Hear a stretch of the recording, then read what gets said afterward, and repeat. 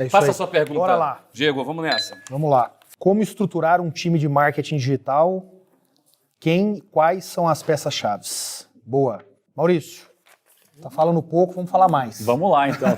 Tô aprendendo, né, gente? Eu tô aqui de ouvinte aí. Então, acho que como estruturar a questão do time de marketing digital, também, né, pegando um pouco da sua resposta, tem uma relação com o contexto. Então, eu posso contar um pouco da maneira, né, como nós construímos, como nós operamos, mas não significa que é uma verdade absoluta para todos os negócios. Então, sendo o nosso negócio uma casa de marcas, né, uma house of brands, como nós chamamos aí de moda, a gente tem uma organização muito bem dividida dentro do universo de cada marca. Porque cada uma tem um posicionamento muito diferente, uma comunicação muito distinta. E tanto é que muitas pessoas, talvez aqui vocês ou quem está nos assistindo, não saiba todas as marcas, né, que fazem parte da Arezzo & Co hoje. Né? É um grupo muito grande, são mais de 16 marcas e negócios com presença até já fora do Brasil e na Europa. Como que a gente faz isso? A gente hoje, dentro das marcas, a gente tem todo o cuidado e a estrutura de marketing que vai trabalhar o pilar ali da criação, do desejo, muito próximo do produto. E eu vou falar muito assim de branding e da linha, da diretriz mestra em termos de comunicação.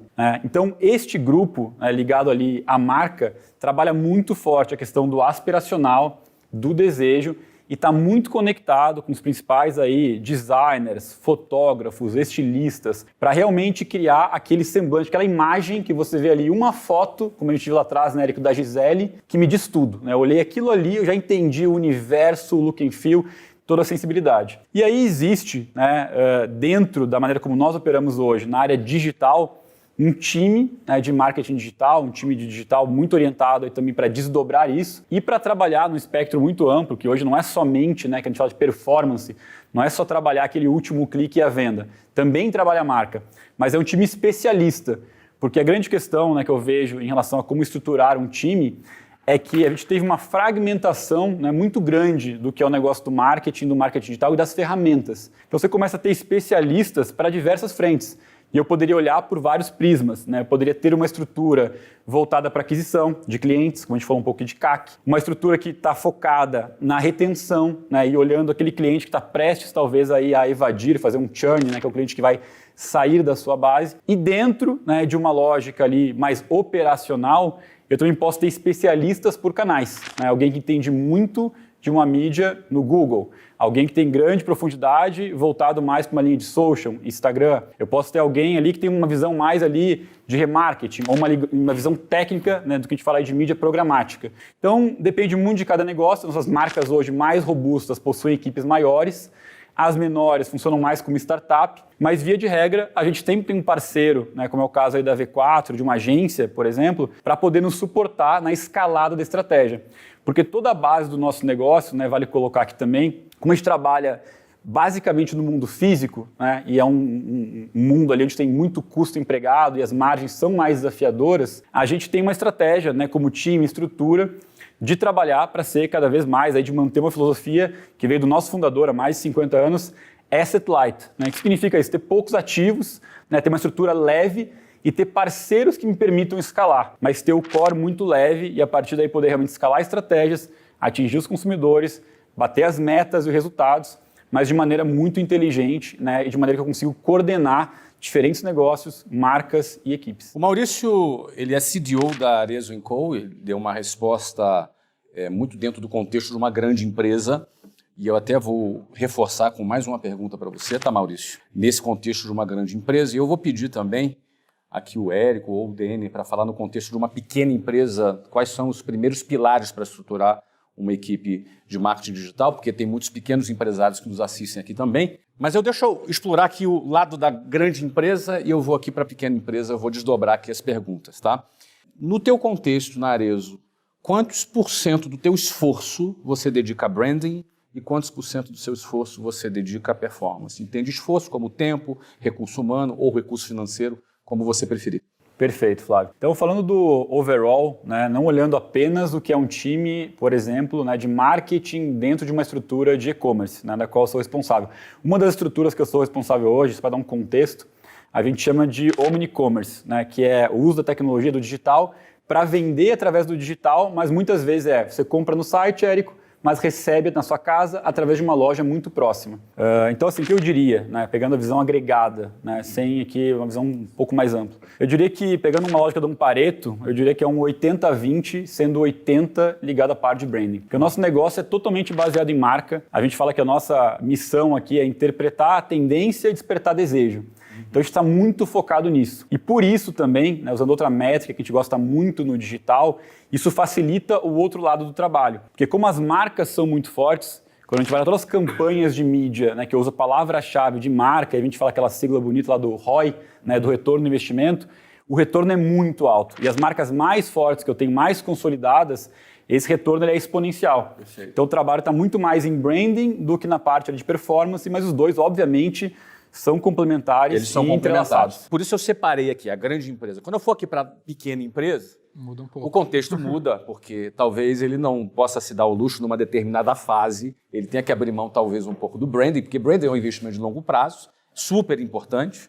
A gente levou um tempo para começar a investir em branding nas nossas marcas, porque no início você está, às vezes, vendendo o almoço para pagar a janta. E quando você já tem dinheiro para pagar o almoço e a janta, você quer escalar.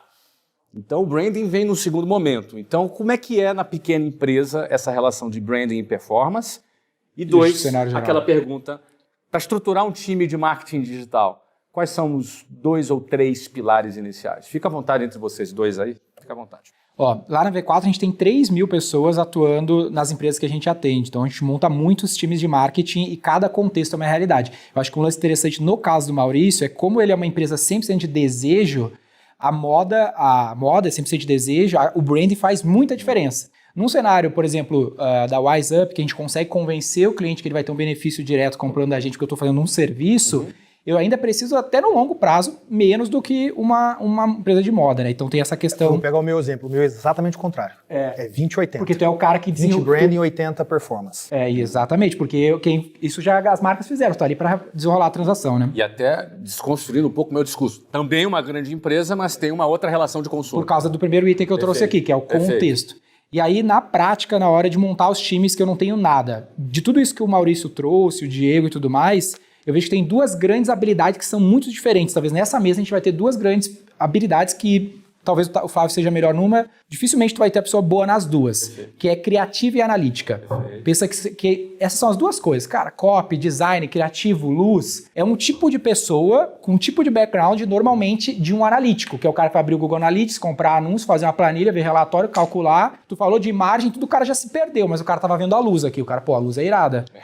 Só que é tão importante saber a margem quanto saber a luz. Perfeito. Sim, então a tua primeira dupla, 2 pessoas que têm essas competências complementares é a tua nova dupla publicitária para desenrolar o negócio que você está fazendo. E aí, com o tempo, tu vai expandindo. Aí tu vai ter, na frente analítica, tu vai ter o cara que investe a mídia, compra, vai lá no Power BI, desenrola, vai escalando isso. E na criativa, a mesma coisa. Sempre essas 2 competências partindo das 2. Raramente, se for o caso, beleza, tu vai ter uma pessoa que é boa nos 2. E com o tempo tu vai dividindo.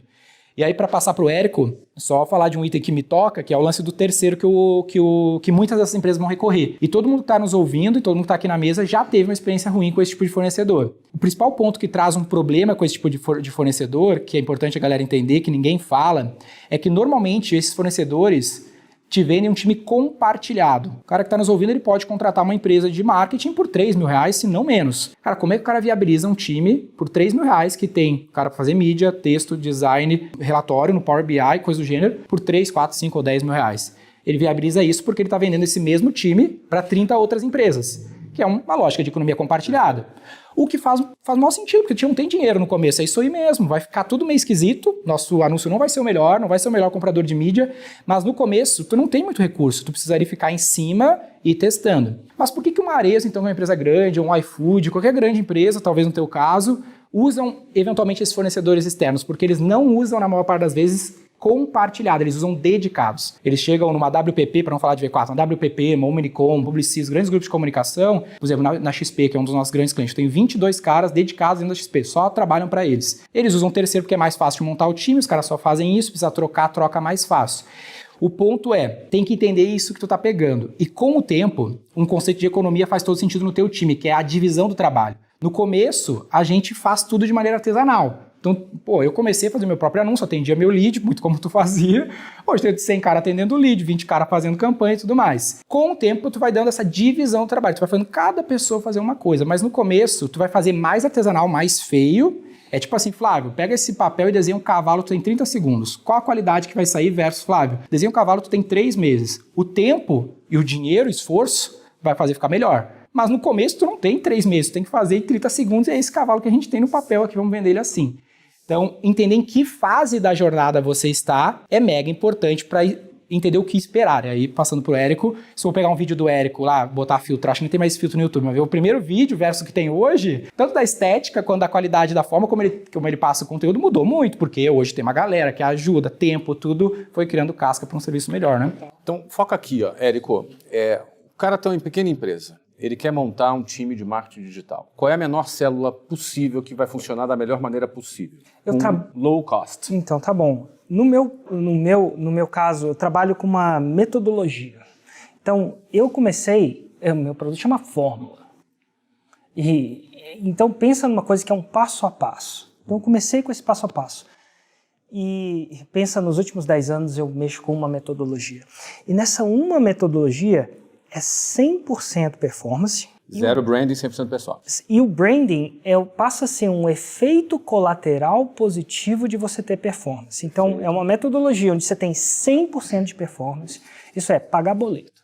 E é pagar boleto nesse ciclo. O que quer que seja um ciclo para você. Mês que vem, pagar boleto. Só que na metodologia que eu comecei a trabalhar, o branding, ele acabava sendo um efeito colateral positivo da performance. Então, o Érico hoje tem um branding, ele é conhecido por alguma coisa, mas não foi um trabalho intencional de conhecer o branding. Ele foi um trabalho que o jeito que eu gerava performance, gerava um efeito colateral positivo de branding. Mas agora, voltando à sua pergunta, qual que é o time ideal? E aí a gente pode divergir, porque eu estou falando do pequeno e médio. Eu acho que o cara tem que entender de marketing. Eu acho que o empreendedor tem que entender de marketing porque eu acho que marketing é tão ou mais importante que o core business dele. Eu sou capaz de falar que o core business dele é marketing. E aí eu sou o cara de marketing. É marketing. E as pessoas falam, não, eu vou... Então, qual que é a minha? O time trabalha com ele mexendo a mão na terra. E eu ensino muita gente assim, no mundo ideal, onde isso é possível, se eu trabalhasse lá na WhatsApp, lá, eu falo assim, antes de você liderar, como é que te manda um time de inside sales? Eu falo assim, tá aqui um número de ficha, vai por orelhão. E aí ele vai primeiro trabalhar e, na minha opinião, principalmente porque ele não tem dinheiro, se ele tiver o dinheiro, ele vai contratar os melhores mercado, isso é bom, mas eu vou falar, cara, sentar a bunda na cadeira e estudar. Depois ir lá e escrever, depois lá e fazer, depois lá e fazer tudo isso. Uma vez que ele fez aquela coisa e gerou resultado, ele vai começar a mapear, e aí difere de cada pessoa. Por exemplo, tem gente que é boa para suporte do cliente. Eu acho que uma vez que o marketing funcionou e trouxe cliente, a primeira contratação que ele tem que fazer é gente para apoiar esse cliente, suporte do cliente, porque senão ele não consegue vender mais. Depois disso, aí ele vai definir de toda aquela parte da metodologia o que ele gosta de fazer menos. Por exemplo, tem gente que gosta de mexer nas câmeras. Eu era um cara desse. Meus primeiros 500 vídeos eu tinha tesão de mexer na câmera, no objetivo de desfocar o fundo e tal. Eu entrei aqui, primeira coisa que eu vi o quê? Tem câmera. E por que eu vi as câmeras? Porque quanto é que custa aquela uma Blackmagic ali, sabe-se Deus o quê? Porque eu sujei a mão de terra, eu fiz a minha empresa até 7 dígitos, isso não é o que eu recomendo, demorou mais, é eu e meu irmão e uma pessoa de suporte. E aí chegou uma hora que eu não conseguia mais editar o vídeo, porque o vídeo demora para renderizar o que quer que seja isso, demora para fazer isso. Aí eu falei, cara, não dá mais. Aí eu contratei um freelancer para o vídeo. E aí, por que o vídeo? Porque é aquilo que me ocupava mais tempo. Aí eu ainda ficava com tráfego, fazendo os anúncios. Aí eu não conseguia mais fazer os anúncios. Aí quando você não consegue fazer uma coisa, manda para o irmão. Aí o irmão já tinha que fazer outra coisa, e manda para uma coisa. E aí você vai olhando daquela parte que você gosta menos, você operacionaliza mais. E aí vai ter a última coisa difícil de operacionalizar, e eu não sei, é até difícil de pegar, é a estratégia. Porque assim, tudo tem forma, tudo tem um beabá, todo mundo tem um plano, mas a vida não liga para os nossos planos. Sempre tem alguma coisa, olha, você pegou uma parte de uma metodologia, aplicou no iFood na realidade dele, e essa parte da criação é a mais difícil. Aquele que pensa na estratégia, aquele que... E eu acho que essa é a última coisa que é a mais difícil de contratar no final, mas no final das contas vai necessariamente ser contratado num começo. Eu não sei se eu respondi a pergunta. Respondeu muito bem, eu vou traduzir a tua resposta. Você prestou atenção aqui? Você pode até voltar um pouquinho na resposta do Érico, porque o que ele disse na prática, você empreendedor que está me assistindo aqui, que o time de marketing, sabe a equipe? Pensa assim, uma sala como equipe de marketing, é você. É isso que ele disse. O time começa com você. Você precisa ser a mente de marketing. Aí eu vou aqui para a definição do Diego aqui, que ele fala de comportamento. Quando ele fala de comportamento, de mindset, de mentalidade, de forma de pensar, é que você vai empreender, você tem que respirar marketing. Você tem que pensar marketing. E é muito comum o empreendedor, às vezes, ele fica muito focado no produto, ele fica muito trabalhando o produto, ele se apaixona por o produto, mas o produto não tem fim em si próprio. O produto não tem fim em si próprio. O fim do produto é o cliente, e marketing é pensar no cliente. Então, o marqueteiro tem que ser você, meu caro amigo. Você tem que pensar em marketing. Quando você pensa em marketing, você está pensando em como você vai se relacionar com o cliente, como você vai vender para o cliente, como você vai reter esse cliente depois, como você vai melhorar o seu produto para atender aquele cliente, ou seja, é o que o Diego falou, é comportamento. Então, a resposta do Érico fala assim, você é a equipe. E aí, na medida em que você vai crescendo, você vai progredindo, você vai replicar aquilo que você está progredindo, terceirizando, operacionalizando, usando o termo aqui do Érico, daquilo que você menos gosta para aquilo que você mais gosta. Por exemplo, eu sou um cara mais voltado para vendas, marketing, produto na minha empresa. É o que eu mais gosto. Reunião para falar de números, de contabilidade, é um suplício para mim. Mas eu faço também. Mas não é o que eu mais gosto. Então, a parte financeira, a parte contábil, não é aquilo que está no meu core, daquilo do meu dia a dia. Eu, como CEO da minha empresa, eu estou muito mais ligado a vendas, marketing, produto, que é aquilo que eu mais gosto, porque os outros elementos eu terceirizei. Segundo a definição do Érico, o empreendedor é a equipe.